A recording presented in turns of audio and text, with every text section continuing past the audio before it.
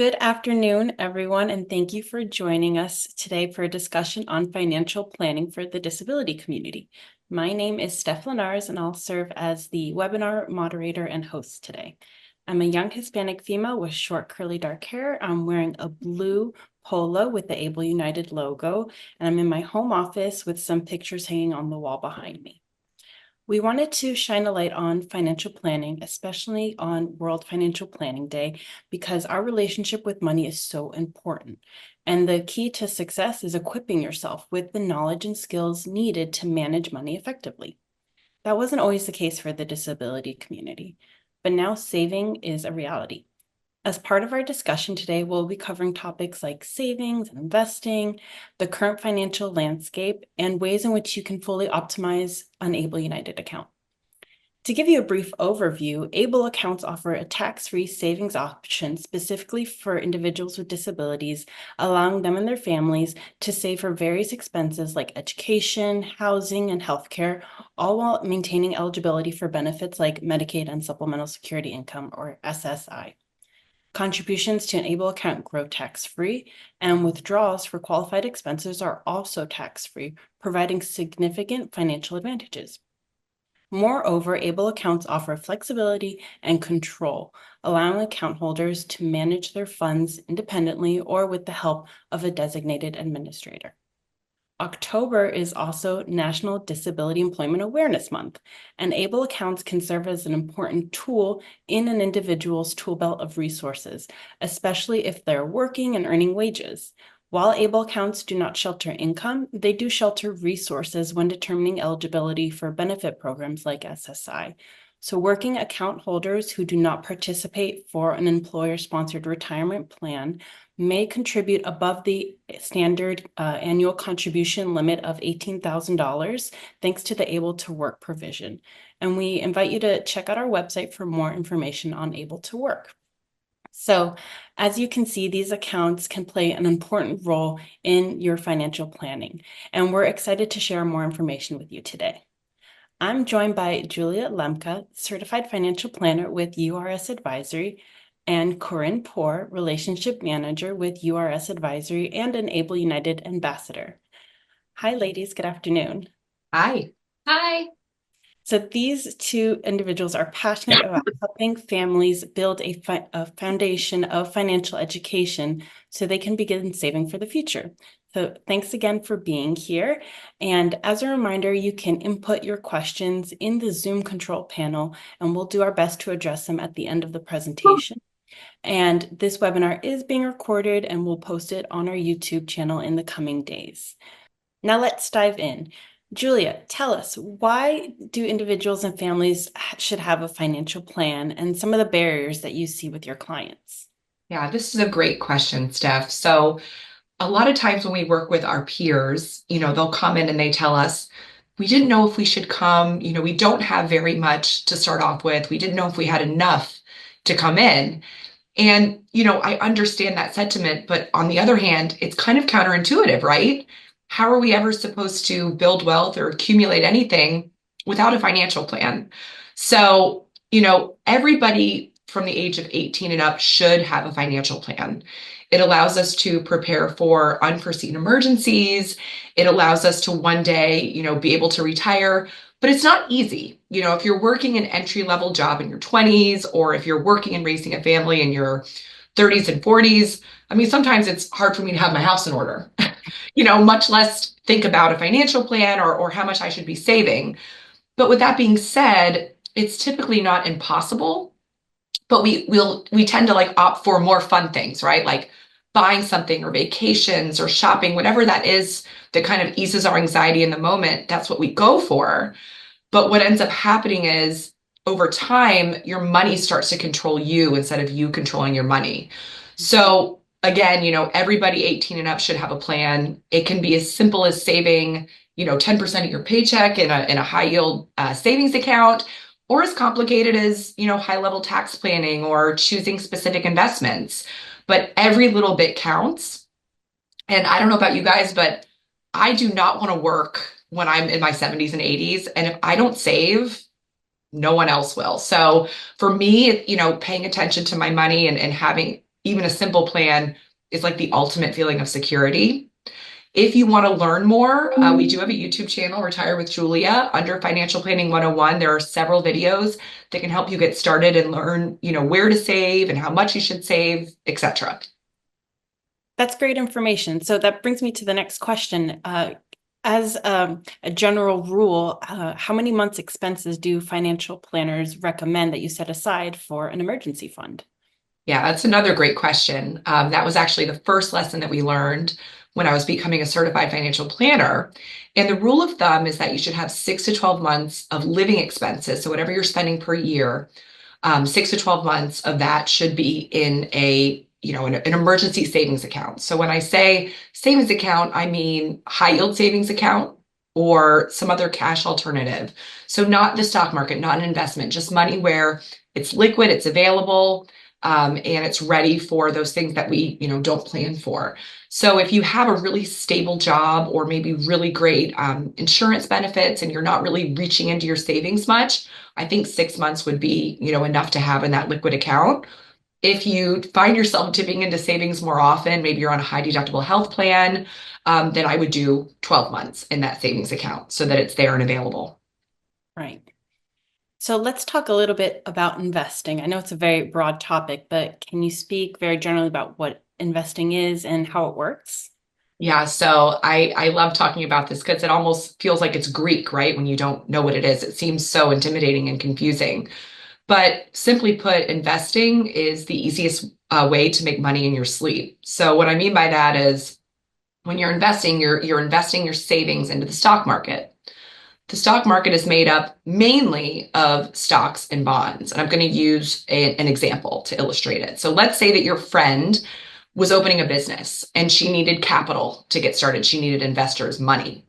And she said, if you're interested, you could buy a percentage ownership in my company, AKA buying a stock, or you could lend me money, AKA buying a bond. So if you really believed in your friend, you might say, okay, well, I want to buy percentage ownership in your company. I want to buy 10 shares of your stock. And if you do that and your friend succeeds, that $10 share could grow to $1,000, $2,000 a share. There's unlimited upside when you buy a percentage ownership in a company. You're going to do as well as the company does. But on the flip side, if she fails or if the company you buy fails, you could go to zero, right? You could lose all your money. So unlimited risk and unlimited return, right?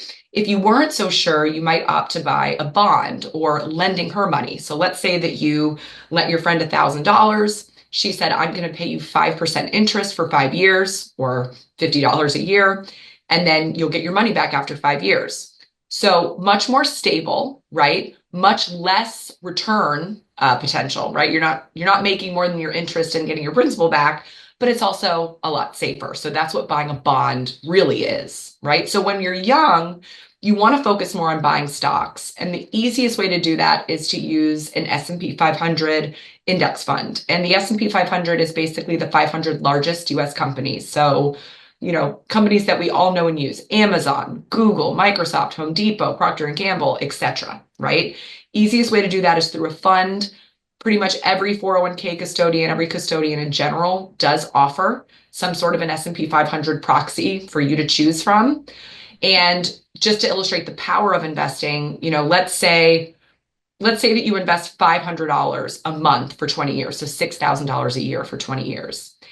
The S&P 500's average return over 100 years is a little over 10.5% a year. So if you invested $500 for, let's say, 11% a year, if history repeats itself, you would have almost $450,000 at the end of that 20-year period. And 320,000 of that, right? You put in 60 or 6,000 a year for 20 years, that's 120,000. All of the rest of it, the large majority of that money in your account is just compound interest. That's just money that you've made while you were sleeping, right? And that's why I started by saying it's the easiest way to make money in your sleep, investing. That's very interesting. So now that we've gotten a bit of foundational knowledge on savings and investing, let's talk about the ways that the disability community can save. So Corinne, I turn to you. Tell us why you opened an Able United account, and if you have any specific savings goals. So my story is a little different as far as being a parent of a young child who was diagnosed with autism when he was 18 months old. But it wasn't too far in that we realized that he was going to need support for the rest of his life. Um, at this time of parenthood and raising, my son, we were really into therapy. All we did was go to therapy day in and day out. But I was scared for the future, but we weren't ready for full estate planning yet. We weren't at that point. But my husband and I knew that while we were tucking money away for our other son for college, that we wanted to be able to do the same thing for Tanner. So what we did was I just started going online and seeing what other options are out there. And an Able account popped up. And I thought, wow, this is great. So we opened one up. We started putting money in with each of our paychecks along with our own retirement deferrals. And we started to watch his savings grow. So we weren't sure when or if we needed to use it, but we knew it was available. But at the same time, we knew that we could, continue to put money away along with his brother or any gifts or things like that we'd put right into the Able account. And it was really good to know that it was growing tax-free as well.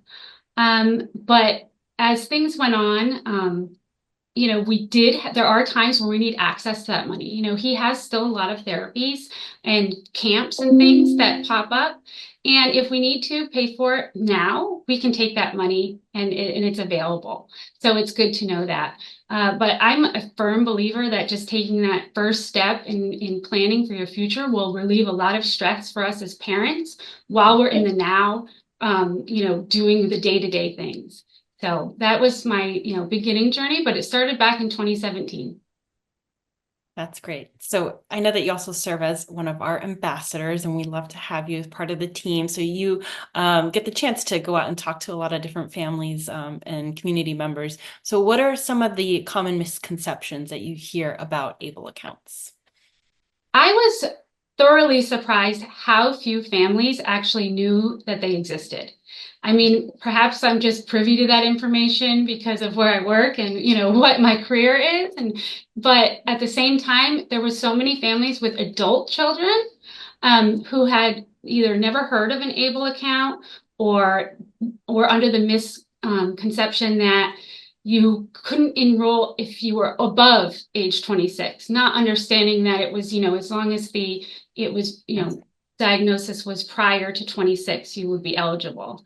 And they are also, constantly telling me stories of, oh, we have to make sure we keep the money below the $2,000 limit, or they're moving money. So there's no really chance for savings. Now, given that my experience, most of the people I've spoken to have adult children who will need significant help.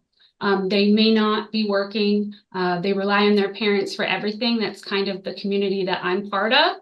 It was made me sad to think that perhaps they could have been saving this money all over these years. And instead they were trying ways to spend it. Right, right. And finally, what is one piece of advice you would give families that are just starting on their financial planning journey? Open an Able account. It's the easiest thing that you can do. It takes a few minutes of your time. There's no money involved except for your own first contribution. You can open it for your child when they're, a minor on their behalf or when they're an adult. It is honestly the first step in planning that I recommend to everyone besides having a letter of intent, which is also free. You try to think of things that you can do as a parent now when money is maybe a little tighter due to the level of therapies and things when your child's younger that don't have a big investment, but also lead you in the right direction when you're ready to truly start planning for retirement for 2 generations. Right. So Able account is the #1 step in the right direction. That's great. So now we have a few minutes. Let's take some questions from attendees. And I'll take this first one. It's, can you have a special needs trust and an ABLE account? And that is a great question. We do hear that often. I know that you guys are both familiar with special needs trusts, and there's a lot of information out there. But yes, of course, you can absolutely have a special needs trust and an ABLE account. These are two planning tools that go hand in hand and can bring great benefits to those who qualify.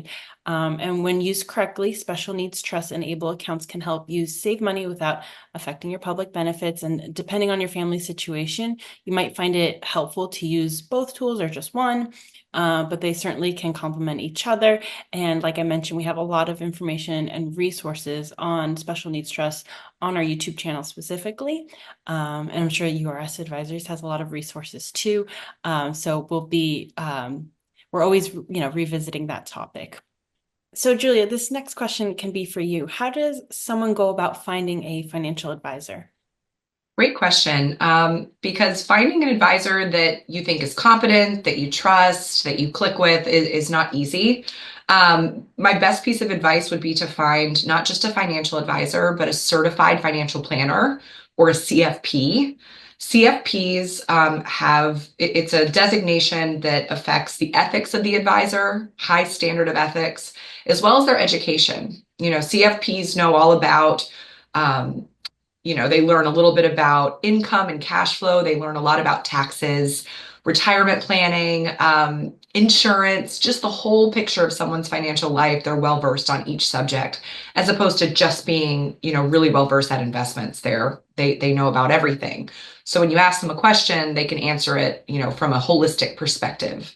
You also want to find somebody that is a chartered special needs consultant. Corinne and I got that designation a couple of years ago, and let me tell you, I practiced traditional financial planning for many years prior to getting that, and there was a lot that I did not know because special needs planning is very niche, and there is, it's much more complex than just your traditional financial plan. There's a lot of little pitfalls that you need to be aware of. So if you go to the website, it's titled cfp.net. You can search certified financial planners in your area and also make sure that they have that ChSNC next to their name for the Chartered Special Needs Consultant. Perfect. And Corinne, let me ask you this question, since you are an account holder. What is the enrollment process like for an Able United account? I know I've probably said this to so many people, but it's so easy. It's nothing to be intimidated by. Especially with United Able, you go online, the platform's very user friendly.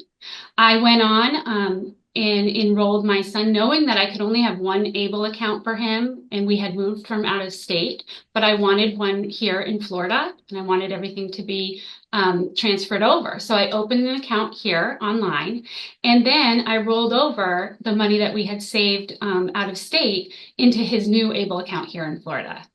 And everything was done, with the help. If I had a question, I would call customer care, but it was very easy. But the enrollment online to get started took me maybe 10 minutes from start to finish.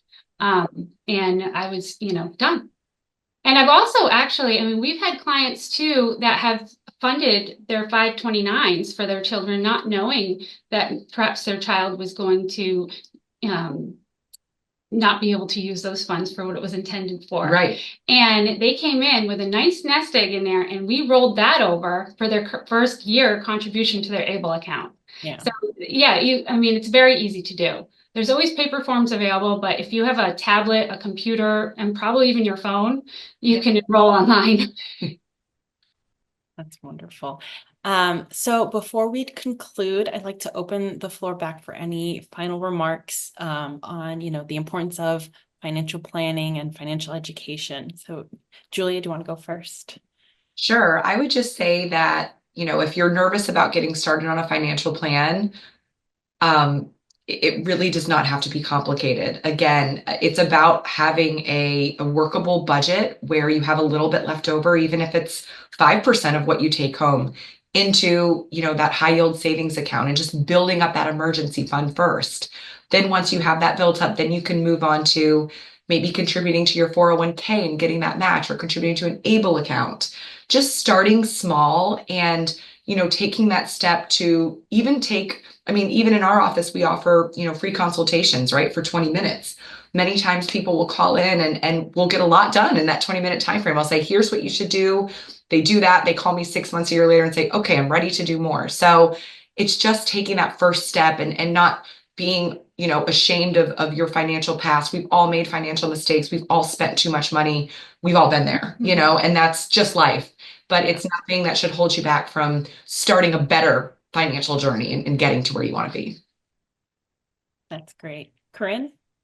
Well, I think one thing I try to remember is not to, because I am guilty of that, not taking that first step because of feeling like it's too big of a step to take, right? But then when I do, or when we did, I just found that it relieved a lot of stress. There's already a lot of stress in our lives in general. Add, a complicated schedule and life and the future for your child onto it. You can put your head in the sand and easily just focus on the now. And I think it's important to know that you'll get a huge sense of relief by just taking one small step in that direction. And when you take that step, the next step's not so hard. So. Right, exactly.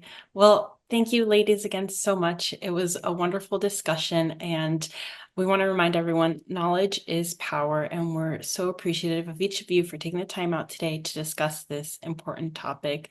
I know we didn't have a lot of time to address questions, but please feel free to reach out to us at any time at info@ableunited.com. And we'll try to answer as many questions as we can.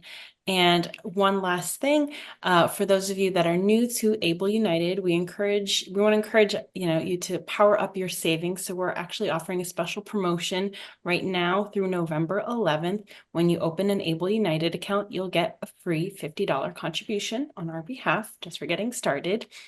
And before we go, I wanted to make a note that the information presented as part of our discussion today is general information purposes only and does not constitute tax or investment advice. Performance of Able United program discussed is not guaranteed and is subject to market conditions, among other things. And we encourage you to carefully consider objectives, risks, charges, and expenses before investing. And as with any investment, it is possible to lose money by investing in this program. So again, thank you, ladies, for your time today, and we'll see you next time. Thank you. Thanks for having us. Bye. Thank you.